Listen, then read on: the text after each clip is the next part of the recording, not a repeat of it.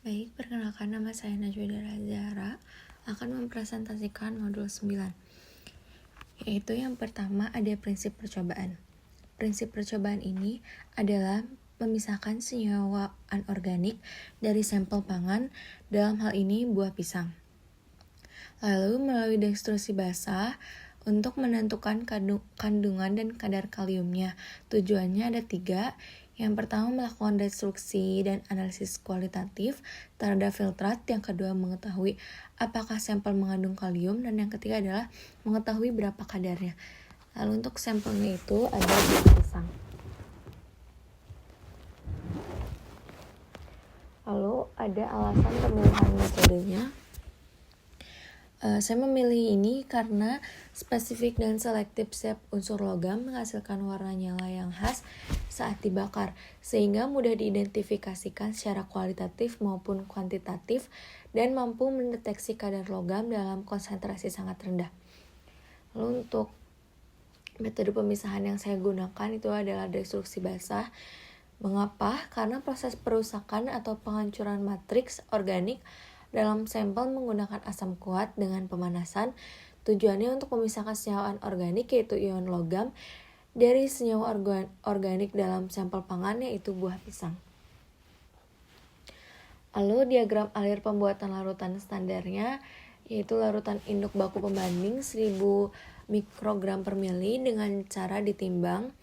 Lalu baku pembanding KCl dilarutkan dalam labu takar 100 ml dengan aqua demineralisata, lalu disonifikasi hingga larut, ditambahkan pelarut hingga 100 ml.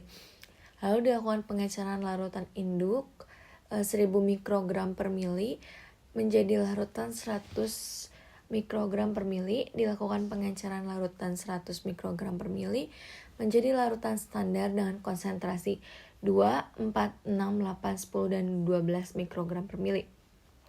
Lalu dilakukan pengukuran intensitas emisi larutan standar dengan flame photometry pada panjang gelombang 766,5 nanometer. Lalu dibuat kurva kalibrasi dan tentukan persamaan regresi linearnya. Lalu untuk perhitungan pengencerannya, rumusnya itu adalah V1 dikali C1 sama dengan V2 dikali C2.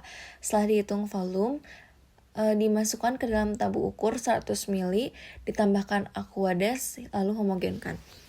Jadi V1 dikali 1000 sama dengan 100 kali 100, V1 sama dengan 100 kali 100 dibagi 1000 sama dengan 10.000, 10.000 dibagi 1000 sama dengan 10 ml. Lalu begitupun untuk larutan standar 2, 4, 6, 8, 10, hingga 12. Untuk diagram alir preparasi sampelnya itu, untuk sampelnya 5 gram pisang didestruksikan dengan HNO3 dan H2O2 di atas hot plate sampai larutan jernih. Lalu larutan ini disaring, diencerkan, lalu diukur dengan flame photometry pada panjang gelombang yang sama. Hasil pengukuran diinterpolasi ke persamaan kurva kalibrasi untuk mendapatkan kadar kaliumnya. Itu ada hasil kurva kalibrasinya. Dari pengukuran larutan baku diperoleh persamaan regresi linearnya itu adalah 0,0692x dikurangi 0,0479 dengan koefisien korelasinya itu R sama dengan 0,99, yang artinya hubungan antara konsentrasi dan intensitas emisi sangat linear. Jadi kurva ini tuh valid digunakan untuk menentukan kadar kalium dalam sampel. Lalu hasil pengukuran sampel itu dari 2 kali pengukurannya itu yang pertama pengukuran itu ada didapatkan 0,488% dan yang kedua 0,778%. Dengan rata-rata 0,633% dan standar deviasinya 0,20506. Lalu untuk perhitungannya di sini saya akan menunjukkan cara menghitungnya. Jadi nilai absorbansi dibagi intensitas lalu dimasukkan ke persamaan regresi untuk mendapatkan konsentrasi X. Lalu dikonversi ke berat kalium dalam sampel yaitu BHA dan dibagi berat sampel awal dikali 100 untuk mendapatkan persen kadar.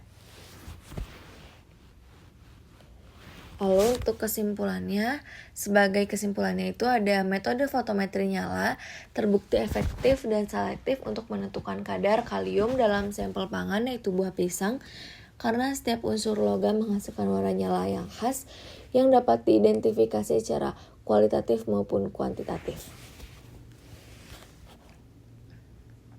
Kadar kalium rata-rata dalam sampel adalah 0,633%, namun standar deviasinya itu relatif besar yang menunjukkan perlunya replikasi lebih banyak untuk hasil yang lebih presisi. Lalu ini ada referensinya. Cukup sekian dari saya. Wabillahi taufiq wal hidayah. Wassalamualaikum warahmatullahi wabarakatuh.